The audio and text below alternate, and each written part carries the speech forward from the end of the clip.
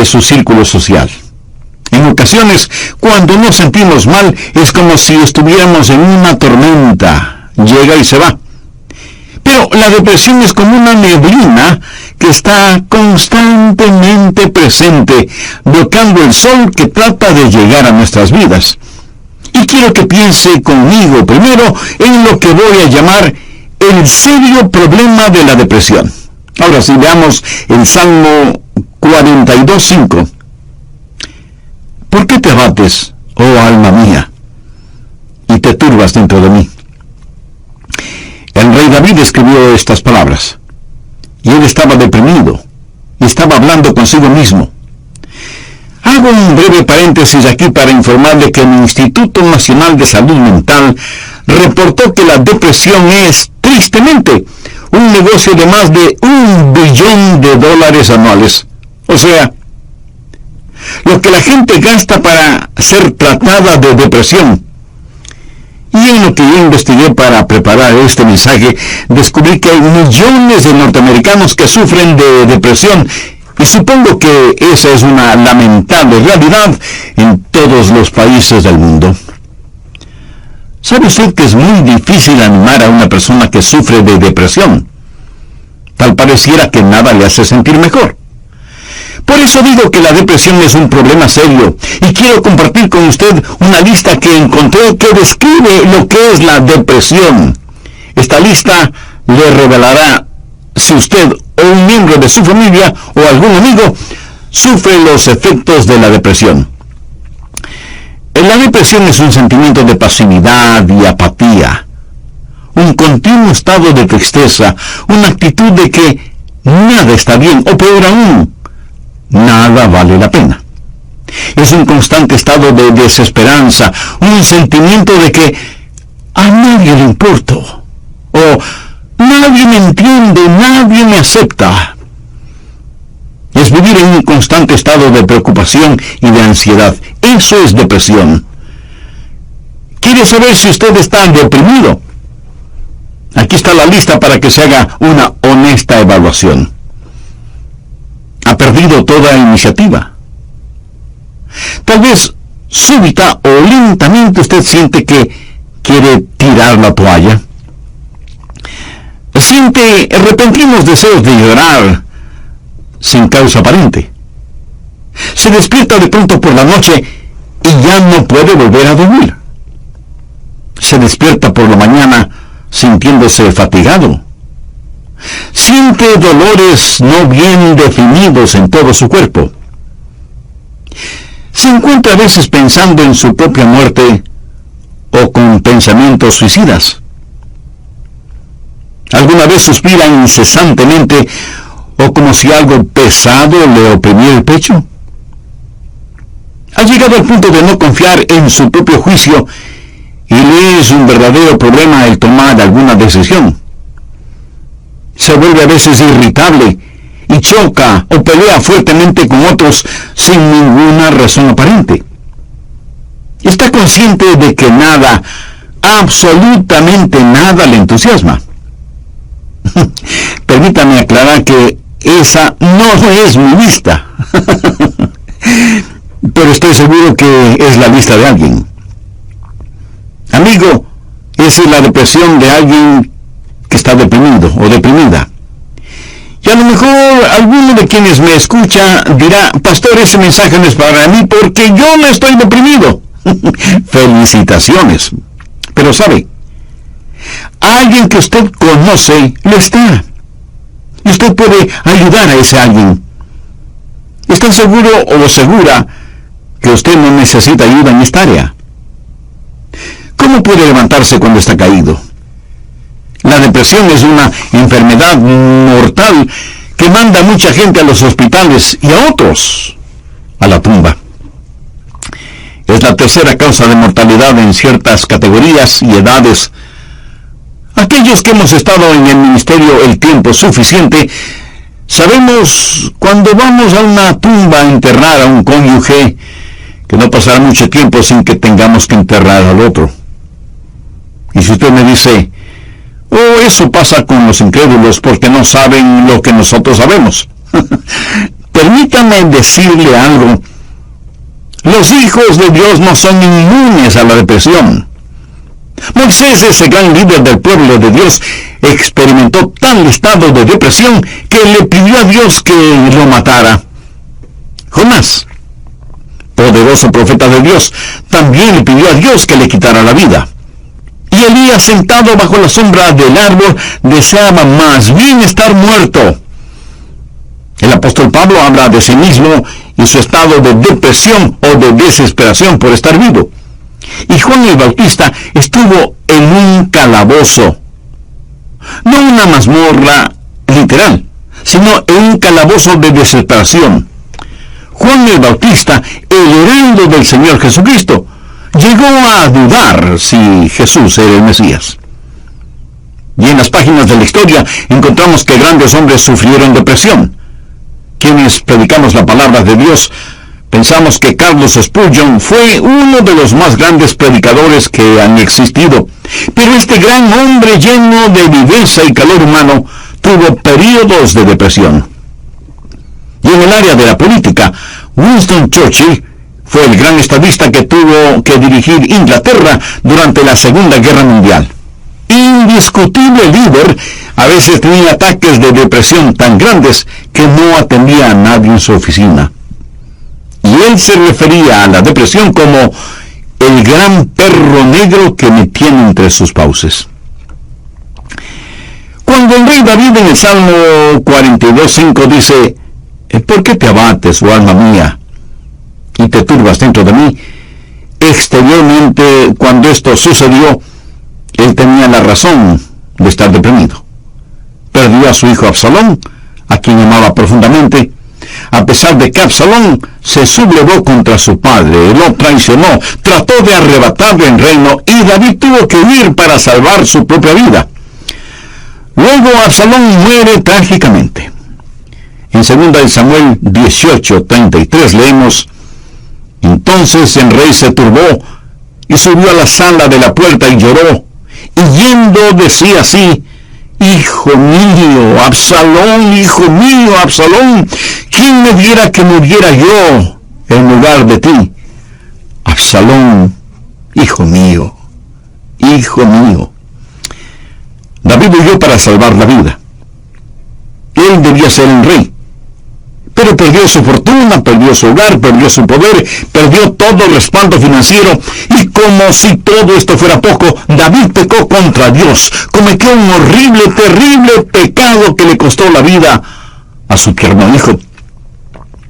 Y luego su hija fue violada por su propio hermano, y tuvo una esposa que fue asaltada sexualmente, y ahora su hijo rebelde, Absalón, había encontrado la muerte en forma trágica.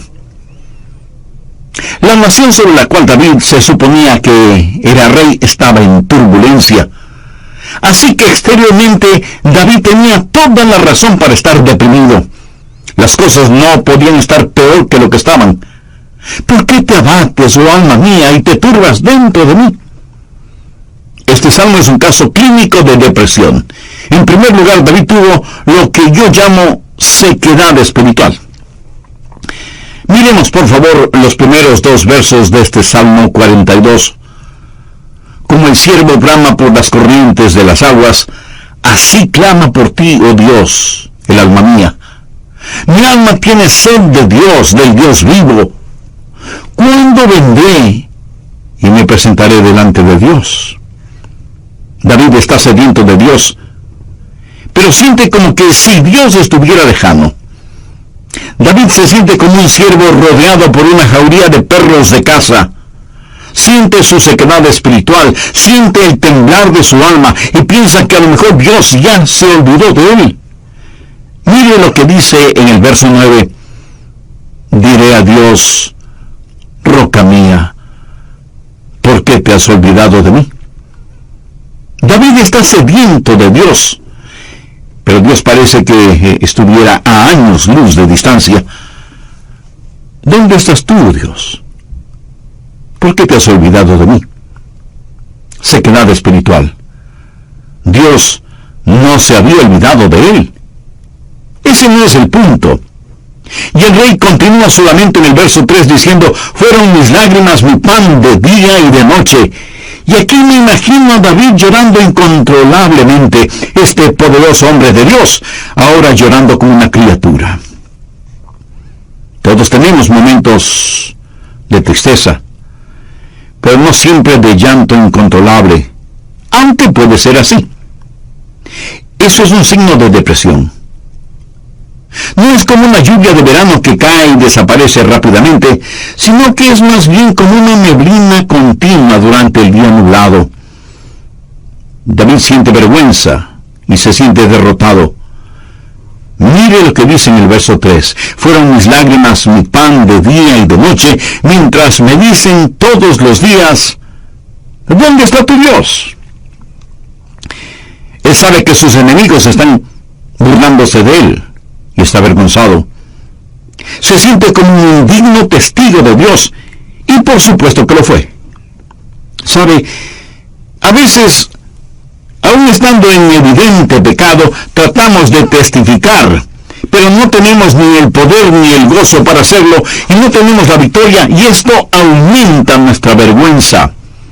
El sentido de culpa de David le hizo pensar que era una desgracia delante de Dios, y todo era peor por las recurrencias de sus memorias. Mire lo que dice en el verso 4. Me acuerdo de estas cosas y derramo mi alma dentro de mí, de cómo yo fui con la multitud y la conduje hasta la casa de Dios, entre voces de alegría y de alabanza del pueblo en fiesta. David recordaba mejores días.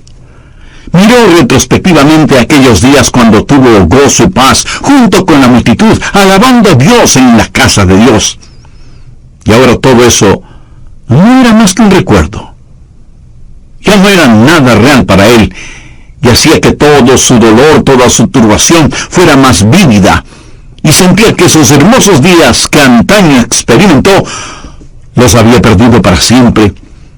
Y como si eso no fuera suficiente, él estaba abrumado por las circunstancias. Miremos lo que David dice en los versos 6 y 7. Dios mío, mi alma está abatida en mí. Me acordaré, por tanto, de ti desde la tierra del Jordán, y de los hermonitas desde el monte de Mizar. Un abismo llama a otro a la voz de tus cascadas. Todas las ondas y tus olas han pasado sobre mí. El río Jordán es llamado el río de la muerte. La palabra Jordán literalmente significa descenso y juzgamiento. Comienza en el monte Hermón, que está casi a 3.000 metros sobre el nivel del mar, y desciende por un tortuoso camino hacia el Mar Muerto. El Mar Muerto está a casi 450 metros por debajo del nivel del mar. Y el río Jordán fluye hacia el Mar Muerto para no volver a aparecer. Así que, en la tipología bíblica, Jordán ha sido la representación de muerte y desesperación. Y David siente que está totalmente inundado por las circunstancias. Las aguas de Dios están sobre él. Está cubierto de problemas y no sabe hacia dónde dirigirse. Está absoluta y totalmente abrumado por las circunstancias. Y quiero decirle que estadísticamente, personas así son suicidas. Un jovencito de 16 años escribió la siguiente carta antes de suicidarse. Querido mundo, yo no quiero que me corten el pelo. Yo no quiero cuidar niños. Yo no quiero ir a ver a Gina mañana en el colegio. Yo no quiero hacer mis deberes de biología, de inglés, de historia, ni de ninguna otra materia. Yo ya no quiero estar triste o solo o deprimido. No deseo comer, ni beber, ni conversar, ni dormir, ni respirar. Sencillamente ya no quiero vivir. Papá, mamá, no es culpa de ustedes. Solo que no me siento libre, me siento enfermo, triste y solo, aunque esté rodeado de mis padres, hermanos, compañeros y amigos. Eso, mi amigo, es depresión y es muy, pero muy triste.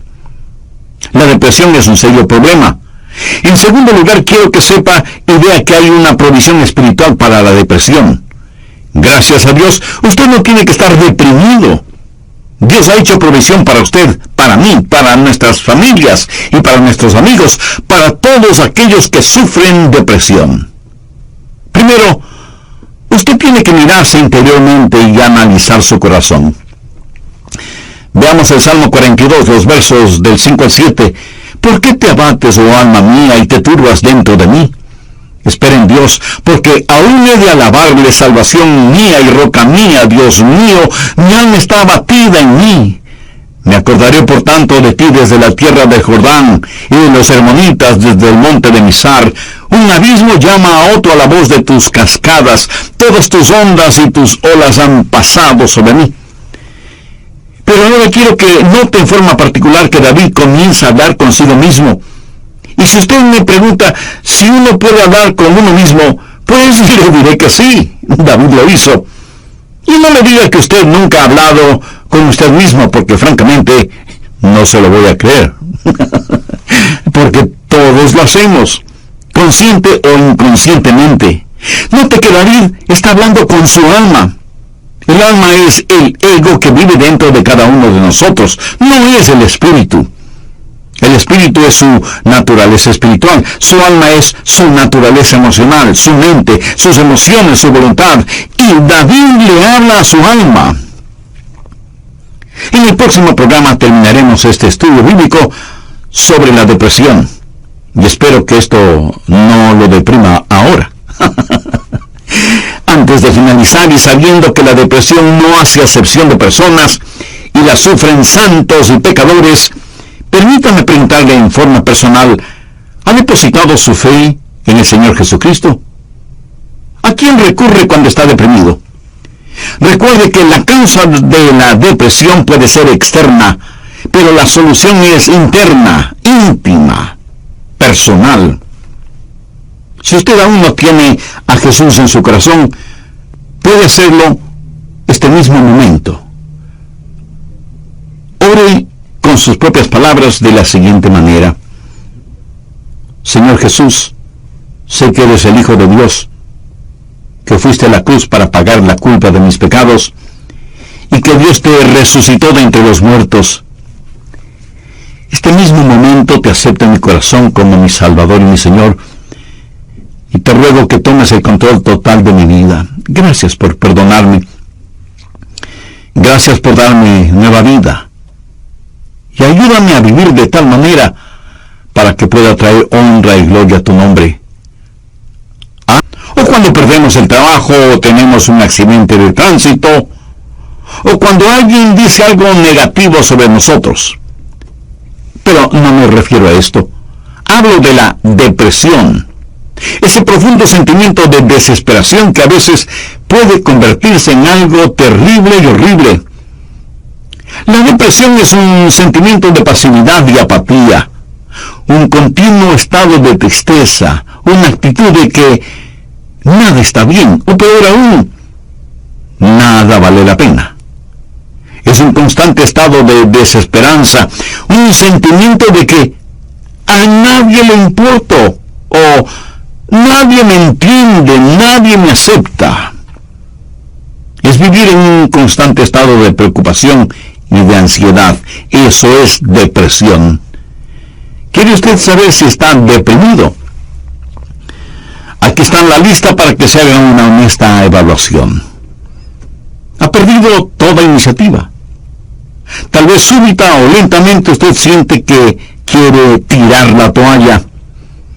Siente repentinos deseos de llorar sin causa aparente. Se despierta de noche y ya no puede volver a dormirse. Se despierta por la mañana sintiéndose fatigado. Siente dolores no bien definidos en todo su cuerpo. Se encuentra a veces pensando en la propia muerte, la suya, o con pensamientos suicidas. ¿Alguna vez suspira incesantemente o como si algo pesado le oprimiera el pecho? Ha llegado al punto de no confiar en su propio juicio y le es un verdadero problema en tomar alguna decisión. Se vuelve a veces irritable y choca o pelea fuertemente con otros sin ninguna razón aparente. Está consciente de que nada, absolutamente nada le entusiasma. Y si usted me dice, eso pasa con los incrédulos porque no saben lo que nosotros sabemos. Permítame decirle algo, los hijos de Dios no son inmunes a la depresión. Moisés, ese gran líder del pueblo de Dios, experimentó tal estado de depresión que le pidió a Dios que lo matara. Jonás, poderoso profeta de Dios, también le pidió a Dios que le quitara la vida. Y Elías, sentado bajo la sombra de un árbol, deseaba más bien estar muerto. El apóstol Pablo habla de sí mismo y su estado de depresión o de desesperación por estar vivo. Y Juan el Bautista estuvo en un calabozo, no una mazmorra literal, sino en un calabozo de desesperación. Juan el Bautista, el heraldo del Señor Jesucristo, llegó a dudar si Jesús era el Mesías. Y en las páginas de la historia encontramos que grandes hombres sufrieron depresión. Quienes predicamos la palabra de Dios pensamos que Carlos Spurgeon fue uno de los más grandes predicadores que ha existido. Pero este gran hombre lleno de viveza y de calor humano tuvo periodos de depresión. Y en el área de la política, Winston Churchill fue el gran estadista que tuvo que dirigir Inglaterra durante la Segunda Guerra Mundial. Indiscutible líder. A veces tenía ataques de depresión tan grandes que no atendía a nadie en su oficina. Y él se refería a la depresión como el gran perro negro que me tiene entre sus fauces. La nación sobre la cual David se suponía que era rey estaba en turbulencia. Así que exteriormente David tenía toda la razón para estar deprimido. Las cosas no podían estar peor de lo que estaban. ¿Por qué te abates, oh alma mía, y te turbas dentro de mí? Este salmo es un caso clínico de depresión. En primer lugar, David tuvo lo que yo llamo sequedad espiritual. Miremos, por favor, los primeros 2 versos de este Salmo 42. Como el ciervo brama por las corrientes de las aguas, así clama por ti, oh Dios, el alma mía. Mi alma tiene sed de Dios, del Dios vivo. ¿Cuándo vendré y me presentaré delante de Dios? David está sediento de Dios, pero siente como que si Dios estuviera lejano. David se siente como un ciervo rodeado por una jauría de perros de caza, siente su sequedad espiritual, siente el temblar de su alma y piensa que a lo mejor Dios ya se ha olvidado de él. Mire lo que dice en el verso 9, diré a Dios, roca mía, ¿por qué te has olvidado de mí? David está sediento de Dios, pero Dios parece que estuviera a años luz de distancia. ¿Dónde estás tú, oh Dios? ¿Por qué te has olvidado de mí? Sequedad espiritual. Dios no se había olvidado de él. Pero ese no es el punto. El rey continúa su lamento en el verso 3 diciendo, fueron mis lágrimas, mi pan de día y de noche. Y aquí me imagino a David llorando incontrolablemente, este poderoso hombre de Dios ahora llorando como una criatura. Todos tenemos nuestros momentos de tristeza, pero no siempre de llanto incontrolable, aunque puede ser así. Eso es un signo de depresión. No es como una lluvia de verano que cae y desaparece rápidamente, sino que es más bien como una neblina continua durante un día nublado. David siente vergüenza y se siente derrotado. Mire lo que dice en el verso 3. Fueron mis lágrimas mi pan de día y de noche, mientras me dicen todos los días, ¿dónde está tu Dios? ¿Sabía que dentro de usted hay alguien que constantemente le está hablando?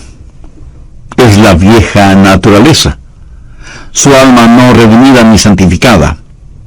Y su alma le habla y le dice, tienes razón de sentir pena por ti mismo. Nunca lo lograrás. No tienes lo que se requiere. Este es el final. La vida no vale la pena vivirla. Y David responde a su alma y le dice: ¿por qué te abates, oh alma mía? Y este es el momento en que usted toma control, sostiene firmemente a su alma frente a usted, le mira directamente a los ojos y le habla. Eso es lo que David hizo cuando le dijo: alma, ¿por qué te sientes así? Usted tiene que mirarse íntimamente, interiormente, y analizar su corazón. ¿Por qué está deprimido? Yo no estoy diciendo que no tiene razón para estar deprimido. Tal vez alguna persona amada ha fallecido, su cónyuge, un hijo o una hija, un entrañable amigo. Si eso es verdad, entréguele su dolor a Dios, comparta su pena con quienes le aman, y tenga en cuenta que a pesar de cómo se sienta, la vida no ha terminado para usted. Tal vez tiene el corazón destrozado. Alguien quien amaba profundamente le ha engañado. Tal vez un esposo ha abandonado a su esposa por otra mujer, o a lo mejor una esposa ha dejado a su esposo por otro hombre. Tal vez está enfrentando el dolor de un noviazgo roto súbita y amargamente. O pudiera ser que los padres no hacen sentir bienvenidos a sus hijos que se fueron del hogar como las ovejas negras de la familia. Si usted está viviendo estas u otras amargas experiencias, escúcheme. Rehúse el estar rumiando estas cosas una y otra vez. Eso no es bueno. Analice las cosas. Si alguien le ha destrozado el corazón, vea qué es lo que ha aprendido de esa experiencia y comience a buscar y tener nuevas amistades. Tal vez usted ha pecado y está siendo perseguido constantemente por el fantasma de su culpa. ¿Qué debe hacer? Confiese su pecado a Dios. Y si tiene que pedir perdón a alguien, hágalo. Si tiene que restituir algo a alguien, hágalo sin demora de tiempo. Mientras más se demore en hacerlo, más difícil le será el realizarlo. Haga lo que tiene que hacer ya. Y cierre la puerta de ese pasado. Analice, mire su propio corazón y pregúntese: ¿por qué estoy abatido? He identificado el problema. Noten los versos del 7 al 9 lo que David dijo: un abismo llama a otro a la voz de tus cascadas, todas tus ondas y tus olas han pasado sobre mí. Pero de día mandará Jehová su misericordia, y de noche su cántico estará conmigo, y mi oración al Dios de mi vida. Diré a Dios: roca mía, ¿por qué te has olvidado de mí? ¿Por qué andaré yo enlutado por la opresión del enemigo? ¿Qué es lo que David está haciendo ahora? Pues mirar hacia arriba. No solo interiormente para ver por qué me siento así, sino mirar hacia Dios y decir: Dios, tú eres mi ayuda y mi esperanza. Tú me cubrirás con tu misericordia. ¡Oh, qué amigo nos es Cristo! Él llevó nuestro dolor. Estoy seguro que alguien me dirá: pastor, lo que yo estoy pasando usted no lo comprende. Mi amigo, ese no es el punto. Cierto, yo no lo comprendo, pero Dios le comprende. Y no solo que le comprende, sino que le ama y quiere cuidar de usted. Él es su ayudador, aun cuando usted no lo entienda. El doctor Warren Wiersbe fue un gran maestro bíblico, y él dijo que la vida no es un problema que debe ser resuelto, sino un misterio que debe ser vivido. Eso nos hace recordar siempre que, como hijos de Dios, no vivimos de explicaciones, sino de promesas. Algunos piensan que de alguna manera Dios les ha olvidado o Dios les ha fallado. No. Dios ni se ha olvidado de usted ni le ha fallado a usted. Pero David se sintió así. Mire la pregunta que hace en el verso 9. Dios, ¿por qué te has olvidado de mí? No, Dios no se había olvidado de David. Y si usted...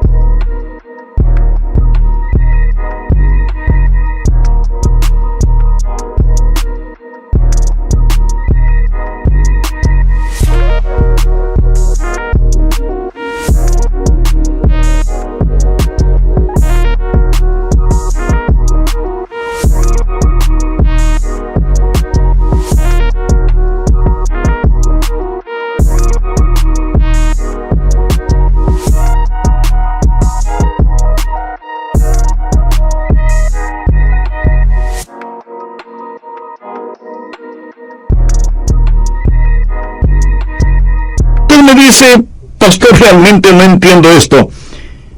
Yo le diré que no tiene que entenderlo. Es más, el hecho de que no lo entienda pudiera ser parte del juicio y de la prueba. El poeta norteamericano Robert Frost, en uno de sus poemas, dijo: era esencial para el juicio que usted no lo entendiera entonces. Tenía que parecer sin significado el tener significado. Esto no tiene ningún significado para usted. Verá, podemos confiar en Dios para cualquier cosa si entendiéramos el porqué. Pero Dios no nos deja entender el porqué todo el tiempo para que podamos conocer el quién y podamos confiar en Él en aquello que no entendemos. Andrew Murray fue un extraordinario hombre de Dios y dijo lo siguiente: en tiempos de problemas, aquellos que confían en Dios deben primero decir: Él me trajo hasta aquí. Es por su voluntad que me encuentro en esta situación. Y Él me mantendrá aquí en su amor y me dará la gracia en este juicio para comportarme como su hijo. Él hará que este juicio sea una bendición, enseñándome las lecciones que Él quiere que aprenda y trabajando bajo su gracia ya concedida. Finalmente, en su tiempo, Él le librará nuevamente. ¿Cómo y cuándo? Bueno, solo Él lo sabe. Así que cuando usted está en dificultades, diga: estoy aquí primero por la voluntad de Dios, segundo bajo su cuidado, tercero bajo su entrenamiento y cuarto en su tiempo. Alguien dijo: Dios es demasiado bueno para no ser bondadoso, demasiado sabio como para cometer errores. Y cuando no podamos ver su mano, podemos confiar en su corazón. Mírese interiormente y analice su corazón. Salmo 42:11. ¿Por qué te abates, oh alma mía? ¿Y por qué te turbas dentro de mí? Espera en Dios, porque aún he de alabarle. Ahora, esperar no significa un deseo vano. Significa una seguridad definitiva basada en la anticipación. Hay solo dos lugares en donde toda esperanza es imposible. El uno es el cielo, porque ya no necesitamos ninguna esperanza, todo será realizado. El otro lugar es el infierno. Si usted muere sin ser salvo, se irá al infierno y quedará fuera de toda esperanza. Pero la esperanza siempre es posible. Mi amigo, lo que encontramos en Jeremías 29:11 es para usted ahora mismo. Escuche lo que dice ese versículo. Porque yo sé los pensamientos que tengo acerca de vosotros, dice Jehová, pensamientos de paz y no de mal, para daros el fin que esperáis. O sea, un futuro y una esperanza.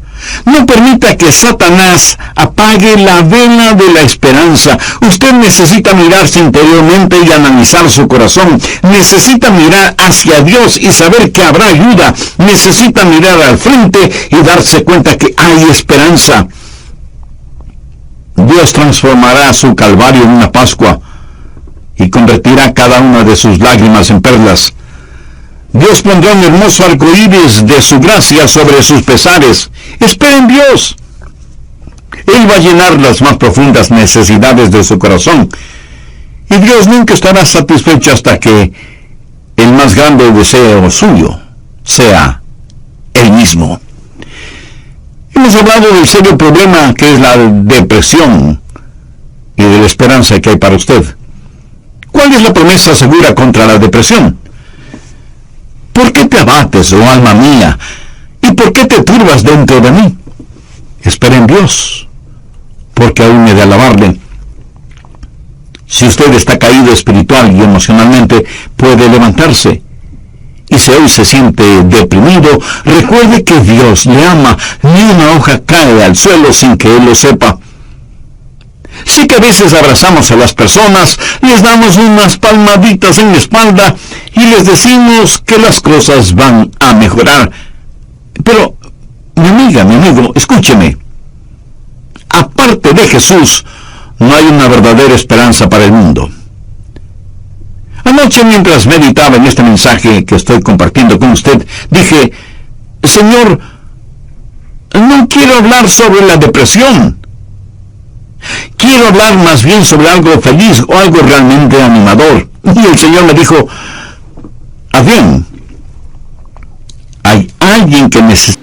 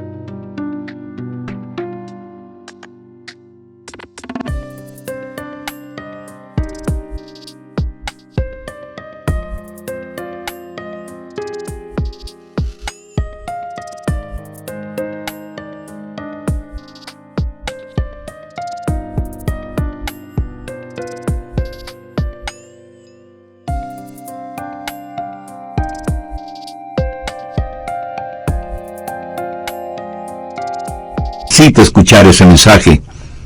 Hay muchas personas sufriendo de depresión. Debes entregar ese mensaje. Así que, de Dios a usted, déjeme decirle algo. Si usted está caído, puede levantarse. Dios tiene una manera para usted. Y no es psicología popular barata, ni una palmadita en la espalda diciéndole las cosas van a mejorar.